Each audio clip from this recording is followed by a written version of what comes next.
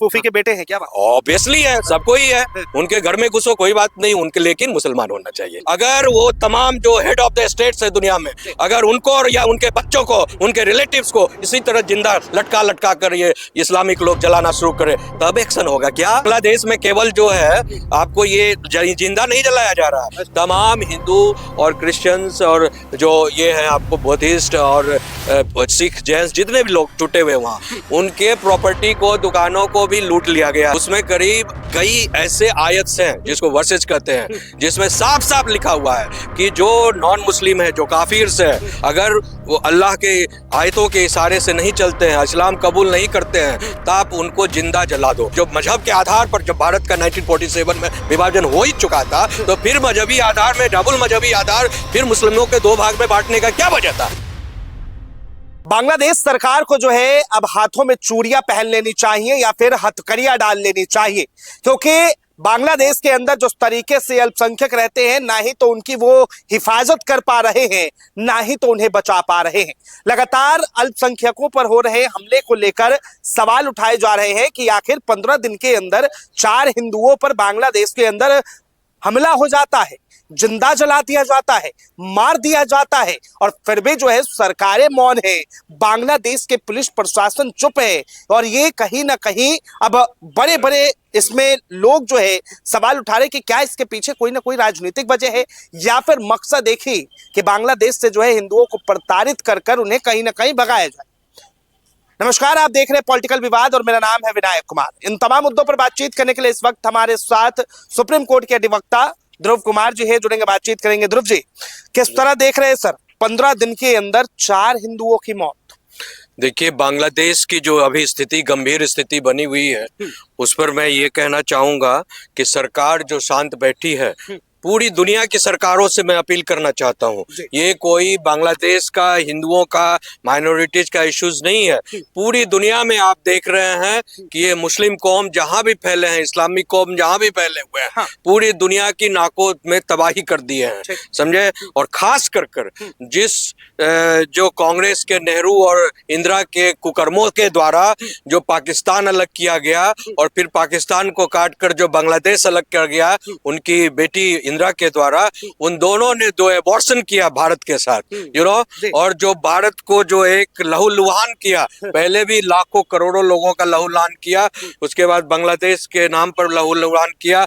और आज जब बांट कर जो है, जब बाहर पाकिस्तान का डिवीजन करना ही था, और जो मजहब के आधार पर जब भारत का 1947 में विभाजन हो ही चुका था, तो फिर मजहबी आधार में डबल मजहबी आधार, फिर मुस्लिमों के दो भाग में बांटने का क्या वजह था? उसका सीधा एक ही उसका फैक्टर होना चाहिए था कि मुसलमान अगर किसी के साथ नहीं रह सकते हैं, तो तमाम कौम जो नॉन मुस्लिम्स हैं, जो बांग्लादेश में अवेलेबल थे, उनको अलग कर देना चाहिए था, और उसका नाम बांग्लादेश रहना चाहिए था, न कि मुसलमान, ईस्ट मुसलमान, वेस्ट मुसलमान। What is this fucking going on? एक तरफ आप कहते हो मुस्लिम ब्रदरहुड है, दूसरी तरफ एक दूसरे को फाइट लाइट काइट कर कर गोली मारते हो, ब्लास्ट करते हो आपस में, और सबों को जो तंग तबाह कर देते हो जिंदगी का पूरी दुनिया में।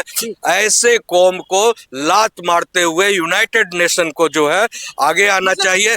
और देखिए, ये बात केवल भारत सरकार से रिलेटेड नहीं है कि भारत सरकार का ये बिगॉटेड एबॉर्टेड पुत्र है, बिकॉज भारत सरकार में जो कुकर्मी जो नेता पहले पैदा लिए, जवाहरलाल नेहरू, इंदिरा गांधी वगैरह वगैरह वगैरह, जिन्होंने बांग्लादेश, पाकिस्तान को जन्म दिया, उनकी जो रिपरकशंस है, उनके जो पाप हैं, उनको तमाम हिंदुओं को विश्वव्यापी रूप में झेलना पड़ रहा है। खासकर भारत से जो इंडियन ओरिजिन के लोग हैं, वो पूरी दुनिया में संतति में लोग झेल रहे हैं। अब सवाल ये है कि इसको कंट्रोल किया कैसे किया जाए। सवाल तो ये भी है ना कि पिछले 15 दिनों के अंदर जो है 4 अल्पसंख्यकों की हत्या कर दी जाती है, वो भी निर्मम तरीके से। अल्लाह अकबर के नारे लगते हैं, सर पे पेट्रोल डाल दिया जाता है, आग लगा दिया जाता है। पत्रकार साहब, ये बात सुनिए कि इस्लाम के द्वारा जो मोहम्मद साहब का जो प्रदत्त किताब, आकाशीय किताब है, जिसमें लिखा, जिसको ये कुरान कहते हैं, ये आकाशीय किताब में ही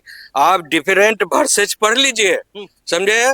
उसमें करीब कई ऐसे आयत्स हैं जिसको वर्सेज कहते हैं, जिसमें साफ साफ लिखा हुआ है कि जो नॉन मुस्लिम है, जो काफिर्स है, अगर वो आयतों के इशारे से नहीं चलते हैं, इस्लाम कबूल नहीं करते हैं, तो आप उनको जिंदा जला दो। अच्छा। और उनको टांग दो, तो उनको मार पीट कर वो देखिए, बांग्लादेश बांग्लादेश की आजादी की लड़ाई क्या सिर्फ मुसलमानों ने लड़ी या फिर वहां पर अल्पसंख्यक में रहने वाले हिंदुओं ने भी लड़ा है?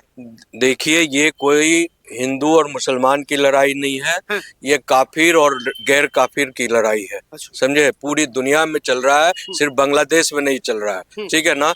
तो इस पर एक पूरे विश्व को एक जगह बैठना होगा और इमरजेंसी में बैठना होगा।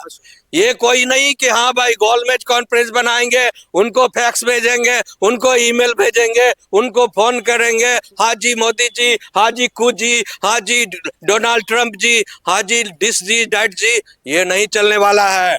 अगर आप ह्यूमन राइट्स में बिलीव करते हो, वर्ल्ड काउंसिल बनाए हुए हो, मैं और जितने भी यूनाइटेड नेशन सिक्योरिटी काउंसिल बनाए हुए हो, अगर United Nations human rights commission बनाए हुए हो, तो कहाँ है वो सारे कमीशंस, ह्यूमन राइट्स कमीशंस के और सारे माइनॉरिटीज कमीशंस कहाँ हैं और क्या कर रहे हैं? अगर किसी इंसान को, और मैं तो ये कहता हूं, अगर वो तमाम जो हेड ऑफ द स्टेट्स है दुनिया में, अगर उनको और या उनके बच्चों को, उनके रिलेटिव्स को इसी तरह जिंदा लटका कर ये इस्लामिक लोग जलाना शुरू करे, तब एक्शन होगा क्या? तब एक्शन होगा क्या? आम आदमियों का कोई जो अधिकार नहीं है जिंदगी? हमारा भी देश जो है आर्टिकल 21 कहता है right with the dignity, life with the dignity, to live with the dignity. वो कहाँ है? लाइफ विद द डिग्निटी कहाँ गई? अगर हम इसको संभालने में, हम तो जानते हैं कि सारे कांग्रेस पार्टी के जो बादशाह जो बने हुए हैं, जो राहुल एंड कंपनी, ये सारे उन्हीं के इशारे पर हो रहा है, उन्हीं के इशारे पर हो रहा है सारा। मदनी जैसे लोग जब कहते हैं कि भारत के अंदर अल्पसंख्यक जो है, जो मुस्लिम है, सीधा सीधा मुस्लिम जो है वो खतरे में है, तो वो जो है बांग्लादेश पे अगर हिंदू खतरे में है तो चुप क्यों? वो मौलाना मदनी जो है, सारा खतरा का जड़ वही है। अच्छा। समझे?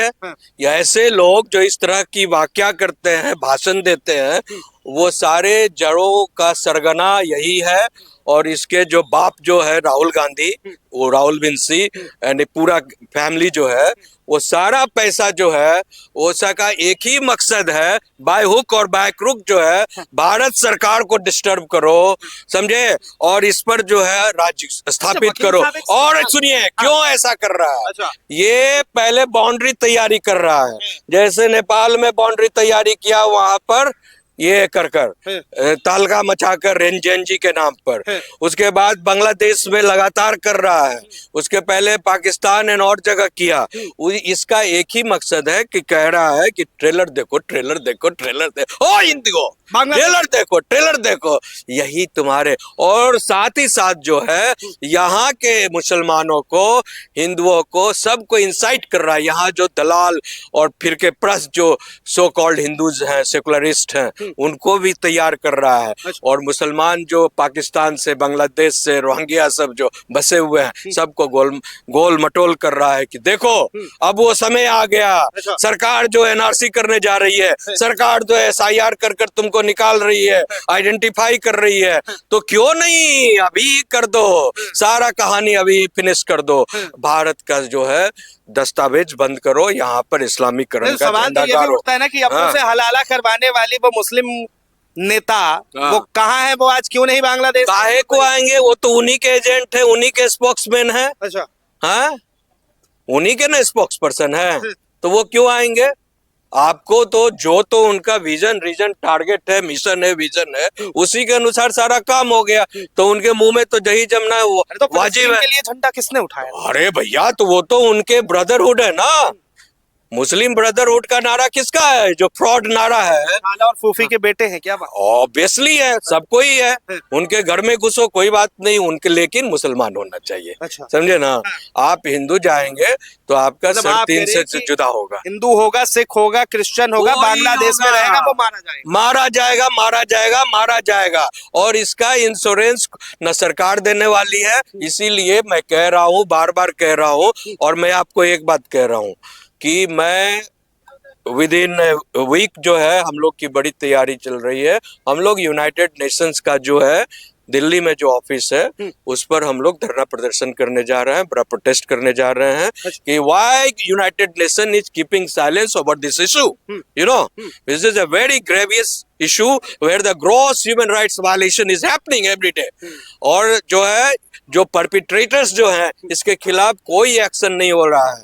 और इसी तरह एक घटना हुई थी, फिजी में हुई थी। सुनिए मैं बता देता हूँ। फिजी में जो है इंडियन मूल के जो थे, इंडियन पीपल, इंडियन ओरिजिन के मिस्टर महेंद्र चौधरी वहां के प्रधानमंत्री, इलेक्टेड, डेमोक्रेटिकली इलेक्टेड प्रधानमंत्री थे। तो उस समय जो है इसी तरह जो है जॉर्ज स्पेट नाम कर एक जो वहाँ का लोकल ब्लैक था, यू नो, ब्लैक, उन्होंने जो है जॉर्ज स्पेट ने उन पर महेंद्र चौधरी पर हथियार से हमला कर पूरे वहाँ की गद्दी को हथिया कर खुद प्राइम मिनिस्टर बन गया। हाँ। फिर हम लोगों ने यहाँ पर दिल्ली में हाई कमीशन जो यूनाइटेड नेशन की है उस पर जो हमारी संस्था थी नागरिक सेवा मोर्चा और people's, you know, global people's organisation है for citizens rights and all that, उसके तहत हम लोगों ने जो है यहाँ पर धरना प्रदर्शन किया था, ensure the rights of the you know diaspora. ठीक है। और उस पर बड़ी पैमाने पर एक्शन हुआ और जो वाजपेयी सरकार थी वहां से पीस कीपिंग फोर्स और सारे यहाँ की मिलिट्री सिस्टम और पीस कीपिंग फोर्स गई और महेंद्र सरकार, चौधरी सरकार को फिजी में रीइंस्टेट कराया गया था। उसी तरह जब इतनी बड़ी घटना हो गई जैसे माओइस्ट इंसर्जेंसी नेपाल में हुआ था तो United nation peace keeping force ने इंटरवीन किया था, यू नो, तुरंत। यहाँ पर क्यों नहीं हो रहा है? बांग्लादेश में क्या यूनाइटेड नेशन और या अन्य सरकारें including my government of India क्या हाँ तो भारत सरकार भी कर सकती है, बिकॉज ये भारत सरकार के द्वारा जो सिंदूर का पार्ट 2 जो है कर दिया जाए, वो तो ऑलरेडी तैयारी चल रहा है, ऐसा नहीं समझिए। मैं आपको बता दूं कि चिकन नेक के पास जो है 21 किलोमीटर तक जो है भारत सरकार का एस्टेब्लिशमेंट ऑलरेडी जा चुका है। जितने भी जो सिस्टम से वार करने के वहां पर जो ऑलरेडी एस्टेब्लिश हो चुका है। और इसके अलावा जो चेक पोस्ट थे, 15 चेक पोस्ट थे, उसमें 15 चेक पोस्ट में जो है 4 स्टेट्स के जो बाउंड्रीज पर बने हुए हैं उसमें 5 चेक पोस्ट को ऑलरेडी हटा दिया गया, ध्वस्त कर दिया गया है, बाकी को बंद कर दिया गया है। और जो बांग्लादेशी जो बाहर से आने वाले हैं जो मतलब मुस्लिम्स एंड ऑल दैट, उसको खत्म कर दिया गया। मूल रूप से अब जो है सारी व्यवस्था जो है ग्लोबल रूप से एक इनिशिएटिव की जरूरत है कि केवल बांग्लादेश नहीं पूरे यूनिवर्सल गोलमेज कॉन्फ्रेंस हो कि जिस तरह G2, G20 एंड G7 और काइंड ऑफ ये लोग ग्लोबल कॉन्फ्रेंस करते हैं, इसी तरह एक बड़ा कॉन्फ्रेंस हो कि इस्लामिक वर्सेस नॉन इस्लामिक पूरी दुनिया में जो लोग तबाह हैं कैसे रहे नहीं रहे। और इनको अगर इसी तरह जो है फ्रॉड करना है, फ्रॉड किताबों के ऊपर जो अपने सबको गला काटना है, आग लगाना है, मारना है, लूटना है सबके जमीन जगह। बांग्लादेश में केवल जो है आपको ये जिंदा नहीं जलाया जा रहा है, तमाम हिंदू और क्रिश्चियंस और जो ये है आपको बुद्धिस्ट और सिख, जैन, जितने भी लोग छूटे हुए वहां उनके प्रॉपर्टी को, दुकानों को भी लूट लिया गया है और रोज लूटा जाता है, एनक्रोच कर दिया जाता है, उसको ले लिया जाता है। ये सबसे बड़ी बढ़ती है। I mean I must consider over it. बहुत बहुत धन्यवाद तमाम जानकारी के लिए। तो देखिए बांग्लादेश के अंदर जिस तरीके से 15 दिनों के अंदर 4 घटनाएं सामने आई, उसके बाद से सवाल उठ रहा है कि क्या जो गैर मुस्लिम है उसे जीने का अधिकार नहीं है, या फिर ये जो है काफिर समझकर अल्लाह के लिए ये इस तरह की बलि देते जा रहे हैं। इसे लेकर आपकी क्या राय है? अपनी राय जरूर दे। फिलहाल के लिए इतना ही। इस तमाम खबरों के लिए देखते रहें पॉलिटिकल विवाद।